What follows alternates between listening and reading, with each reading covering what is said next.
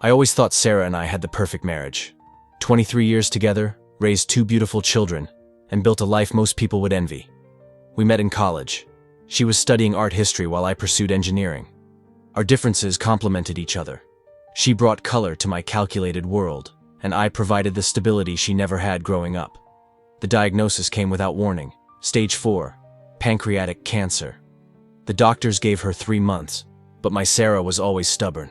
She fought for 8. Those final months were filled with quiet moments in her hospital room. I'd bring fresh flowers every other day, peonies, her favorite, and we'd reminisce about our life together.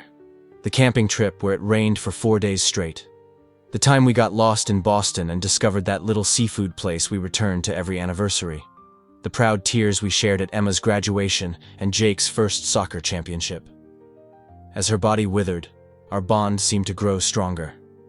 I slept in the chair beside her bed most nights, her hand in mine, my thumb tracing the outline of her wedding ring against skin that had grown too loose. It was during one of those nights, as rain tapped against the window and the morphine drip kept time with the steady beep of monitors, that she turned to me with an unusual clarity in her eyes.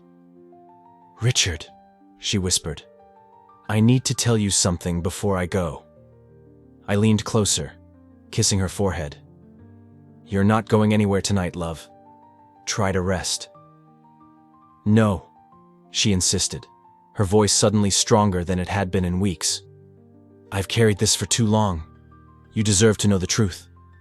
A chill ran down my spine. Sarah had never been one for dramatics. Whatever she needed to say, I could tell it had been weighing on her. "Remember that summer? When Emma was 7 and Jake was just 5? She asked. I nodded. It was the summer I had taken on that massive project in Phoenix. I'd been away for nearly 3 months, flying home only every other weekend. It had been hard on all of us, but the bonus had paid for our lake house, the place where we'd spent every summer since. "When you were away," her voice cracked, and she closed her eyes briefly before continuing. "Robert didn't just help with the yard work. Robert, our neighbor at the time, a divorced father of one who'd always been almost too friendly, too eager to lend a hand. I'd thanked him countless times for looking after my family while I was gone." "Sarah, what are you saying?" I asked, though I already knew. The world seemed to slow down around us as I waited for the words that would change everything. "It was just once," she whispered, tears sliding down her hollow cheeks. "But there's something you need to know about Jake." I felt the floor drop beneath me. The steady beep of the heart monitor seemed to grow louder as I processed her words. "Jake?" I repeated, my voice barely audible. "What about Jake?" Sarah's fingers tightened around mine, her nails digging into my skin. "The timing. I've done the math 1,000 times, Richard. It could be either way, but I never had the courage to find out for certain. For 20 years, I'd never questioned that Jake was mine. He had my mother's eyes, my father's laugh, or so I'd convinced myself. Now, looking back, I remembered how Sarah had been strangely distant when I returned from Phoenix. How she'd burst into tears when Jake took his first steps toward me, calling Dada.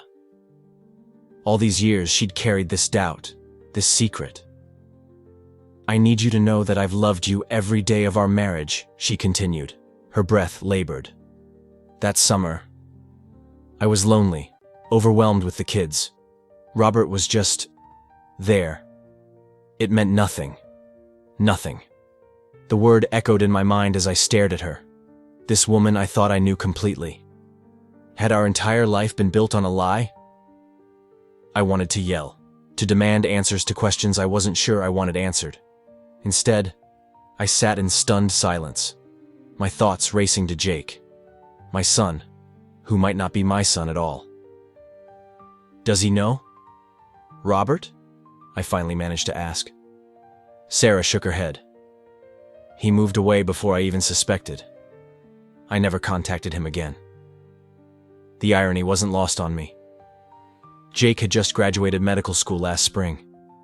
He'd always been brilliant, another trait I'd proudly attributed to my side of the family.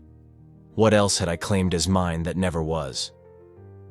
"I need some air," I muttered, standing abruptly. Sarah's face crumpled in pain. Not physical this time, but something deeper. "Richard, please," she begged. "Don't leave like this. I don't have much time left." I paused at the door, unable to look back at her. "I just need a minute, Sarah. I'll be back."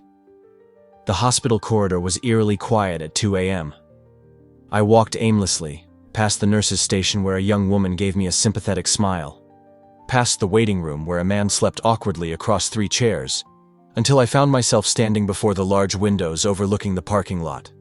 Rain distorted the view, making the streetlights blur into watery stars. 23 years of marriage. 2 children I'd raised, loved, sacrificed for. A life I'd believed in completely. I pulled out my phone and scrolled to a photo of Jake from Christmas, his arm around me, both of us grinning in matching sweaters Emma had insisted we wear. I studied his features, searching for Robert in the shape of his jaw, the curve of his smile. How had I never seen it before? Or had I simply chosen not to? My phone buzzed with a text from Emma. "How's Mom tonight? Should I come by in the morning?" I stared at the message, unable to type a response. What would I tell our children? Would this change how I felt about Jake? Should it? The question swirled in my mind as I turned back toward Sarah's room, knowing I couldn't leave things like this. Whatever truth awaited me, I first needed to hear everything. When I returned to Sarah's room, her eyes were closed, her breathing shallow. For a moment, I feared I'd lost her while I was away, that her last words to me would be this confession that had shattered my world. But when I took her hand, she stirred. "I thought you weren't coming back," she whispered. I settled into the chair beside her. "I told you I would." We sat in silence as the minutes ticked by. Outside, the rain had stopped, and the first hint of dawn peeked through the blinds, casting thin strips of light across the floor. "There's more," Sarah said finally. "Something I didn't tell you." My stomach tightened. What else could there possibly be? After that summer, when I suspected I might be pregnant, I went to see a doctor in Fairfield, someone who wouldn't know us. Her voice trembled. I was going to get a paternity test after Jake was born. I had it all planned out. "And?" I prompted when she paused. "The doctor did some routine blood work, and that's when I found out." She turned to face me fully, her eyes clear despite the morphine. "You and Robert have different blood types. Based on Jake's, there's no way Robert could be his father. It's biologically impossible."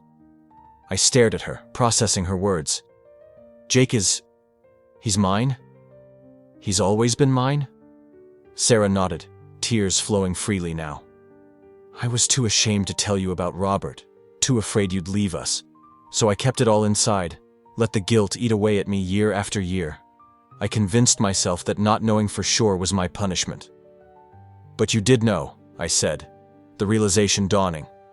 "All this time, you knew Jake was mine." "Yes," she admitted.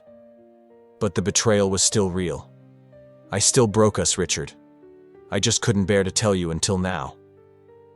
I leaned back in my chair, overwhelmed by conflicting emotions. Relief that Jake was indeed my son. Anger that Sarah had carried this unnecessary secret for 2 decades, and a profound sadness for the burden she'd placed on herself. "Why tell me now?"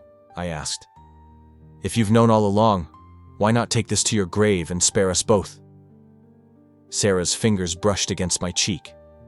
"Because I needed you to know that despite my mistake, everything else was real. Our family, our love, none of it was a lie, and I couldn't leave without knowing you believed that." I took her hand and pressed it against my lips, tasting salt from my own tears. 23 years, 1 mistake, a lifetime of guilt. The weight of her confession settled between us, no longer a wall but a bridge to an honesty we perhaps should have faced long ago. "I forgive you," I said, the words coming easier than I expected. "I forgive you, Sarah." She smiled then, a genuine smile that briefly transformed her gaunt face back into the woman I'd fallen in love with all those years ago. "I don't deserve you," she whispered. "Maybe not," I said with a small smile of my own. "But you've got me anyway." 3 days later, Sarah slipped away peacefully in her sleep, her hand in mine. At her funeral, Jake stood beside me, his arm around my shoulder, my son in every way that mattered.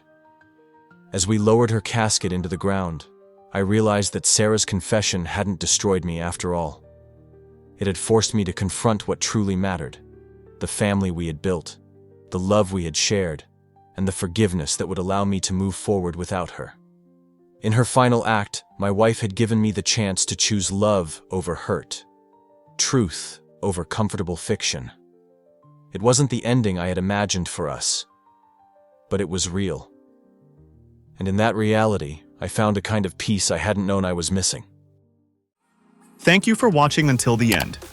If you enjoyed the video, make sure to like and subscribe to the channel. There's a lot more interesting content coming soon.